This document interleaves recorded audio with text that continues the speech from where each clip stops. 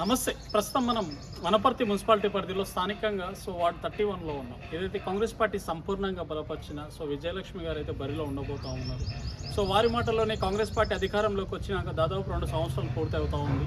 ఈ 2 ఏళ్లలో ఎటువంటి అభివృద్ధి కార్యక్రమాలు చేశారు, రేపు గెలిచిన తర్వాత కూడా వార్డు కోసం ఏమేమి చేయాలనుకుంటున్నారు, వారి ప్రచారంలో ప్రజల నుంచి ఎటువంటి స్పందన వస్తూ ఉంది, ఏ సమస్యలు వారి దృష్టికి తీసుకొచ్చే ప్రయత్నం చేస్తున్నారు, ఇలా పలు అంశాలపై వారితో మనం మాట్లాడే ప్రయత్నం అయితే చేద్దాం. నమస్తే అమ్మా. నమస్కారం. ఎట్లా ఉందమ్మా ప్రచారం? ప్రచారం పాజిటివ్గా ఉంది, చాలా అద్భుతంగా ఉంది. మా వార్డులో కొన్ని సమస్యలు ఉన్నాయి. ఫస్ట్ మొట్టమొదటిగా గుడి సగం వరకు నిర్మించి మా ఆయన చనిపోయిండు సిట్టింగ్ కౌన్సిలర్గా ఉండి. అది పూర్తి చేసే బాధ్యత నీదే అని చెప్పి మాట ఇచ్చి చనిపోయిండు. నెక్స్ట్ గెలిచిన తర్వాత ఫస్ట్ గుడియే మొదటి ప్రాధాన్యత ఇచ్చి విగ్రహ ప్రతిష్ఠ చేపించే బాధ్యత నాది. బసవన్న గుడి. నెక్స్ట్ సీసీ రోడ్లు, drains, under ground drainage. Next 2 పార్కులు చేయాలి డెవలప్మెంట్. మన వార్డులో 3 పార్కులు ఉన్నాయి. ఆల్రెడీ ఒక పార్కు డెవలప్ చేశాను, ఇంకా 2 పార్కులు ఉన్నాయి. ఇవి చాలా ఏమంటారు, వీటిపైనే ప్రజల దృష్టి. మా వార్డులో పర్లేదు పనులు. నేను సంవత్సరంన్నర నుంచి మా ఆయన చనిపోయిన తర్వాత బయటికి వచ్చి నేను చేసిన వర్క్, సీసీ రోడ్లు వేయించిన, డ్రైన్స్ కట్టించిన, స్ట్రీట్ లైట్స్ పెట్టించిన, 2 బోర్లు వేయించిన. నేను ప్రజలకు నిర్విరామంగా వాళ్ళు ఎప్పుడు పిలిచినా వాళ్ళ ఎంబడి ఉండి ప్రతి పని చేయిస్తున్నా. రేషన్ కార్డులు ప్లస్ 0 బిల్లులు, ఇందిరమ్మ ఇండ్లు, ఇలాంటి పనులు చాలా చేయిస్తూ వస్తున్న ప్రజలకు. ప్రస్తుతం కాంగ్రెస్ పార్టీ వచ్చిన తర్వాత 6 గ్యారెంటీలతో పాటు ఇంకా కొత్తగా సీసీ రోడ్స్ కావచ్చు, డ్రైన్స్ కావచ్చు, ఎటువంటి అభివృద్ధి కార్యక్రమాలు చేశారు? రోడ్స్ ఏమన్నా కొత్తగా వేసాను. CC roads CC road 1 crore 18 crores municipality ద్వారా మా వార్డుకి అందులో వచ్చిన వర్క్ మొత్తం చేయించాను. ఇందిరమ్మ ఇండ్లు 20 ఇండ్లు వచ్చినాయి. అందులో 8 ఇండ్లు కడుతున్నారు, 2 ఇండ్లు కంప్లీట్ అయినాయి. బిల్స్ కూడా వచ్చేసి. ముఖ్యంగా ప్రభుత్వం వచ్చిన తర్వాత ఇన్ని కార్యక్రమాలు అయితే చేస్తారు. రేపు గెలిచిన తర్వాత ఇప్పుడు మీరు ఏదైతే గుడితో పాటు ఎటువంటి సమస్యలు జనాలు మీ దృష్టికి తెస్తూ ఉన్నారు? సీసీ కెమెరాలు ప్లస్ రోడ్లు, డ్రైన్స్. మెయిన్ మాకు నీట్గా ఉండాలి కాలనీ. ఇలాంటి సమస్యలు ప్రజల దృష్టికి ఒక 5-6 మాత్రమే ఉన్నాయి ఇక్కడ. అవి మొత్తం ఫిలప్ చేసే బాధ్యత నెక్స్ట్ గెలిచిన తర్వాత నాది. ఎప్పటి నుంచి అమ్మా కాంగ్రెస్ పార్టీలో మీరు ఎప్పటి నుంచి ఉంటారు?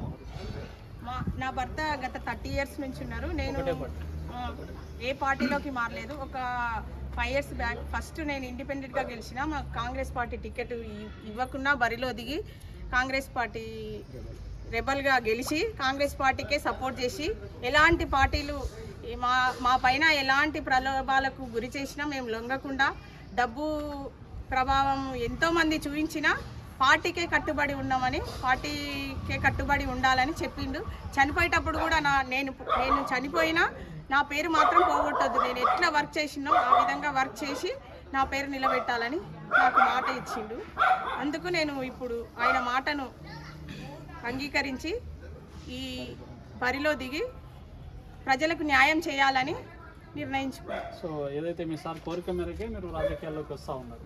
ఏదైతే ఆయన వేసిన అభివృద్ధి బాటలు మీరు కొనసాగించామనే ఉద్దేశంతో ఉన్నారు. ఎట్లా మీ సార్ ఏ విధంగా ఆయన ఉన్నప్పుడు ఎట్లా ఉంటుంది? ఆయన గ్రౌండ్ వర్క్ బాగా చేయించేది. మార్నింగ్ లేచి ఫస్ట్ డ్రైన్ వాళ్ళకి ఫోన్ చేసేది. ఈరోజు మోరీ ఇక్కడ నుంచి ఇంతవరకు తీసింది, ఇక్కడ నెక్స్ట్ ఎవరన్నా అరే నాకు ఇక్కడ పని ఉంది, బర్త్ సర్టిఫికెట్, డెత్ సర్టిఫికెట్ అంటే పోయి ఎంబడి పోయి తీసుకొని మళ్ళీ వాళ్ళు వెళ్ళలేకున్నా వాళ్ళ ఇంటి దగ్గర పోయి తెచ్చి ఫామ్స్ ఫిలప్ చేసి ఇచ్చి, ఎప్పుడు పబ్లిక్ సర్వీసే. మా కుటుంబాన్ని కూడా సరిగ్గా పట్టించుకోలేదు తను. ఆ విధంగా అంత పేరు తెచ్చుకున్నాడు ఆయన. ఆ పేరు ఇప్పుడు తను లేడు కాబట్టి నేను చాలా చింతిస్తాను. మరి గెలిచిన తర్వాత ఆయన ఆశయాలను ముందుకు తీసుకెళ్దాం అనుకుంటున్నారు? ఖచ్చితంగా ఆయన ఆశయాలు కొన్ని చెప్పి చనిపోయిండు, అవి ఖచ్చితంగా నెరవేరుస్తా. తను కోరిక గుడి చెయ్యాలనే కోరిక. ఆ కోరిక మాత్రం ఖచ్చితంగా చేస్తా. పార్కులో ఒకటి ఏమంటారు, అది స్టేజీ లాగా చేపియాలని కేటీఆర్ నగర్లో అది కూడా చెప్పిండు, అది కూడా చేయిస్తా. 2-3 పార్కులు డెవలప్ చేసేది ఉంది, అది డెవలప్ చేయాలి. సో ప్రచారంలో ఎట్లా ఏమంటా ఉన్నారమ్మా జనాల నుంచి? ఏదైతే మేము సపోర్ట్ చేస్తామో ఆడబిడ్డకు అండగా ఉంటామంటున్నారు. పాజిటివ్గానే ఉన్నారు ప్రచారంలో నాకు జనం, అందుకే నేను ముందుకు వెళ్తున్నా. అమ్మ రాధాకృష్ణ ఏమేం చేసిండో మేము మా గుండెలో ఉంది, నువ్వేం భయపడద్దు, మేము నిన్ను గెలిపించుకుంటామని చెప్తున్నా.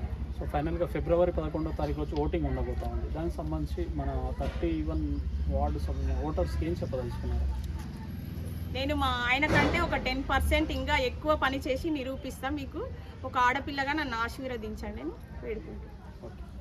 సో ఇది జై కాంగ్రెస్, జై కాంగ్రెస్. సో ఇది ఏదైతే విజయలక్ష్మి గారి మాటల్లో సో పెద్ద ఎత్తున సో అభివృద్ధి కార్యక్రమాలు అయితే చేసే ప్రయత్నం చేస్తూ ఉన్నారని చెప్పేసి గతంలో సో వాళ్ళ హస్బెండ్ ఉన్నప్పటి నుంచి కూడా రాధాకృష్ణ గారు ఉన్నప్పుడు కూడా అభివృద్ధి కార్యక్రమాలు అంటే ఒక ఇండిపెండెంట్గా నిలబడి కూడా గెలిచి మళ్ళీ కాంగ్రెస్ పార్టీతో వెళ్ళడం అంటే దాదాపు ఈ రోజుల్లో ఎక్కడ అధికారం ఉంటే అక్కడ వెళ్ళే రాజకీయ నాయకులు ఉన్న ఈ కాలంలో కూడా దాదాపు 30 సంవత్సరాల నుంచి నమ్మిన పార్టీ కోసం వాళ్ళు వర్క్ చేస్తూ ఉన్నారంటే ఎంత కమిట్మెంట్తో ఉన్నారో అర్థమవుతూ ఉంది. కాబట్టి ఇది డివిజన్ వార్డు 31 నుంచి ప్రతి ఒక్క ఓటర్ కూడా ఆలోచన చేయాలి. సరైన వ్యక్తి ఎవరు, సమర్థవంతమైన వ్యక్తి ఎవరు, సో ఎవరు రాజకీయాల్లో సేవ చేయడానికి వస్తూ ఉన్నారు, ఎవరు రాజకీయాల్లో బ్రతకడానికి వస్తూ ఉన్నారు, వీటన్నిటిని ఆలోచన చేసి సరైన వ్యక్తికి సమర్థునికి మనం రేపు కౌన్సిలర్ అనే బాధ్యతలు అప్పగించినప్పుడే వార్డు అనేది అభివృద్ధి విషయంలో ముందరికి వెళ్ళడానికి ఆస్కారం ఉంటుంది. కొంచెం మరపాటు ప్రయత్నం చేసినా మరొక 5-6 సంవత్సరాలు వార్డు అనేది వెనక్కి వెళ్ళడానికి అవకాశం ఉంది. మరీ ముఖ్యంగా అధికార పార్టీ మద్దతున్న వ్యక్తులకు మనం మద్దతు ఇచ్చినప్పుడే వార్డు అనేది ఇంకా ముందరికి వెళ్తుంది. వారు ఫండింగ్ విషయంలో కావచ్చు, స్థానిక ఎమ్మెల్యే గారితో కొట్లాడి మరి నిధులు తీసుకురావడానికి అదే ఉంటుంది. అందరు రాజకీయాల్లో ఏదో సేవ చేయడానికి వస్తూ ఉంటే వారు ఒక ఆశయంతో వారి భర్త గారి యొక్క ఆశయాలు ముందరికి తీసుకెళ్దామనే ఉద్దేశంతో వస్తున్నట్టు మనకు అనిపిస్తూ ఉంది. ఏదైతే టెంపుల్కి సంబంధించి కావచ్చు, రోడ్స్ కావచ్చు, సీసీ రోడ్స్ కూడా ఇక్కడ పెట్టే ప్రయత్నం చేస్తా అని కూడా వారి మాటల్లో వివరించే ప్రయత్నం చేస్తూ ఉన్నారు. కాబట్టి వార్డు ఓటర్స్ వీటన్నిటిని గమనించి ఫిబ్రవరి 11వ తారీఖు రోజు సరైన నాయకునికి కౌన్సిలర్ అనే బాధ్యతలు అప్పగిస్తారని కోరుకుంటాము. థ్యాంక్ యూ వెరీ మచ్ అమ్మ.